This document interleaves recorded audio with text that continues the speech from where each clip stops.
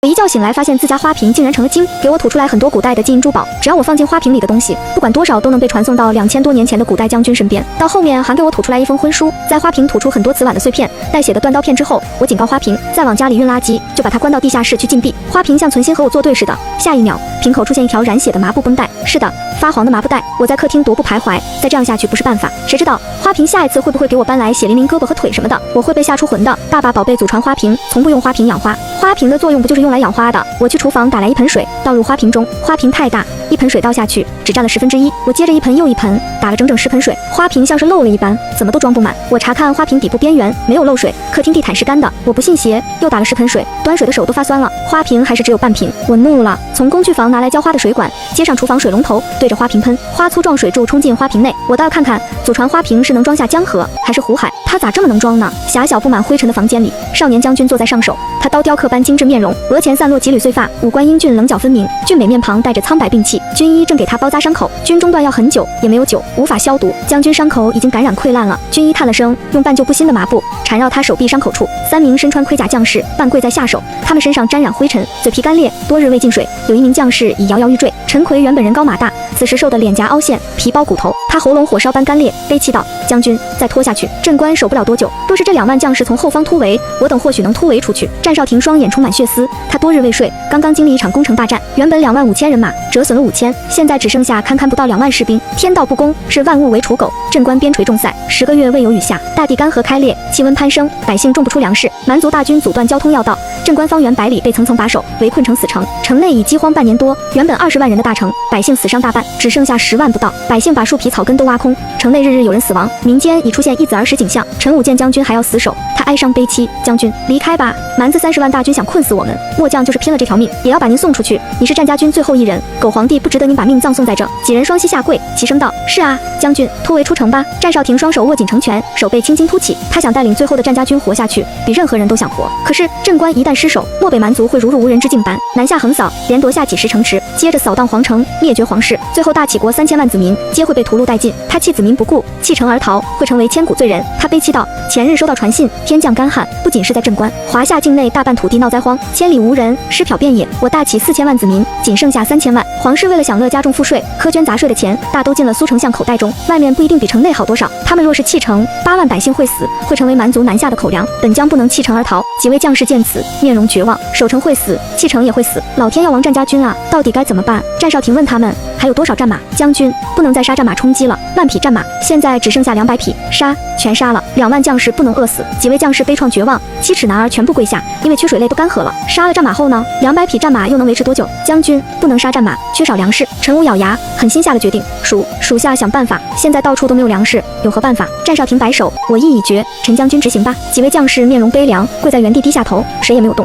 最后200匹战马杀光，他们就再也没有突围可能，只得被动等死。众人最绝望之时，忽然墙壁传来哗哗哗的水流声，几人抬头望去，全都目露震惊。水，这是水啊！战少廷蓦地回头，靠墙沾满灰尘的花瓶不断涌出水来，水流很大，淋湿了他和宋军医的衣裳。他蓦地站起身，双手攥紧，隐隐微颤。这是水吗？所有人都大半年没见过水了。宋军医双手接一捧喝下，清甜湿润，真的是水。他激动大喊：“将军，真是水！”镇关将士日日盼水，盼了大半年，往下挖地下水，打了10数口井，挖了不止100米，都只是干涸的黄沙，挖不出水来。宋军医给拿着有豁口的碗，给将军打了一碗水，双手颤抖奉上：“将军，您尝尝。”战少廷之手端起碗，浅尝一口，甘甜清爽，是干净的水。他一饮而尽，天降甘霖，天不亡我战家军。话落，几位将士欣喜扑过去，双手捧着水，咕咚咕咚喝起来。宋军医又给将军倒了一碗水，让他喝下。几位将士边喝边高兴道：“将军，神赐圣水，这是好预兆，大战咱们一定能赢下蛮子。有水就能种粮，一切困难迎刃而解。”战少廷昂首而立，单手负后。他16岁驰骋沙场，17岁成名，18岁带几百人轻装上阵，杀入敌营取领主首级，20岁被封一品王侯。他是大齐皇朝100年来最年轻的将领，是威名赫赫的宁关侯。就连老天爷在他最绝望时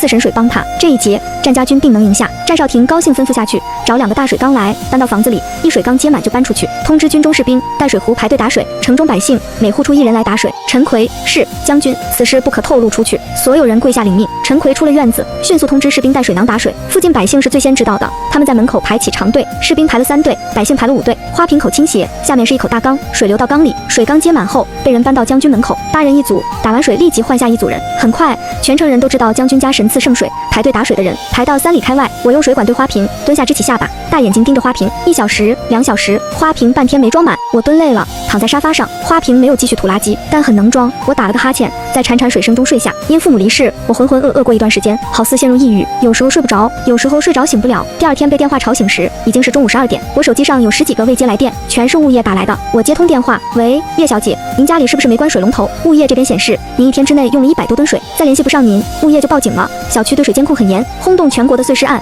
一晚上就用了80多吨水，您知道的。我被吓得马上起来，看见水龙头还在哗哗的流，花瓶依旧美满，地毯干净，没有一滴水渗出去。我家的花瓶真成精了，巨能装。我对物业说是忘记关水龙头。挂断电话后，我点外卖，把早餐中餐一起对付过去。关水龙头后，花瓶水位变低，不消片刻彻底见底，这就没了。这么多的水没了。外卖送到时，我点了6个菜，饭店老板还多送了3盒饭、4双筷子。我作息不规律，胃已经饿小了，只拿出1盒菜和1盒饭，盯着水缸，想着这花瓶能吞水能吞盒饭吗？为了验证心里奇异的想法，我拿出1盒饭投进花瓶里，没有听见饭盒落底的声音。往瓶底看去，餐盒消失了。哇，我家祖传花瓶能吃盒饭。我把剩下的盒饭一一投喂进去，一共8盒饭菜，全部凭空消失不见，好神奇！战少廷和将士们以为花瓶能一直出水，却没想到正午时水停了，他们有些失望。家家户户都打到水，士兵们水壶都装满，靠这些水能熬过几日。战少廷和10个部将在房里商讨，接下来如何抵御蛮族大军。漠北蛮族是因为牧草干枯，牛羊被渴死100万，他们不南下也活不了。现在朝廷连赈灾粮发放不下来，苛捐杂税，搜刮民脂民膏，导致大齐国民不聊生。蛮族也想活下去，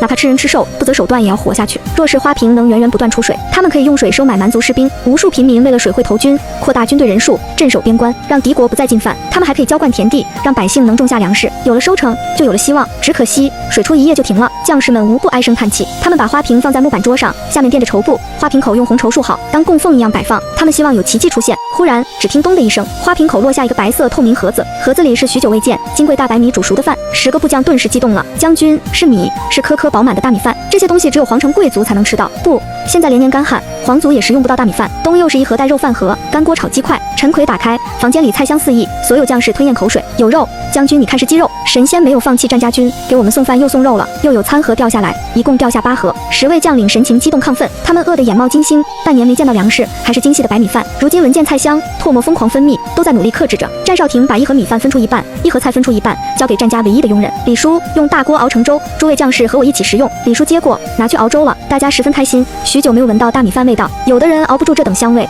已经撇过头不再去看，怕自己克制不住，打开餐盒抢吃。战少廷见状，把剩下的7盒分出10份来，大家尽量有菜有饭，分别交给10位下属，带回家去吃。家人挨饿了半年，给他们补补身子。将士们纷纷下跪，含泪拒绝。将军，您家也没有吃的，神仙本就是给你的，你不可再分给我们。是啊，将军，我们有口粥喝就满足了。外面无数百姓饿死一半，他们面黄肌瘦，肚子异常肥大，因为肚里全是观音土。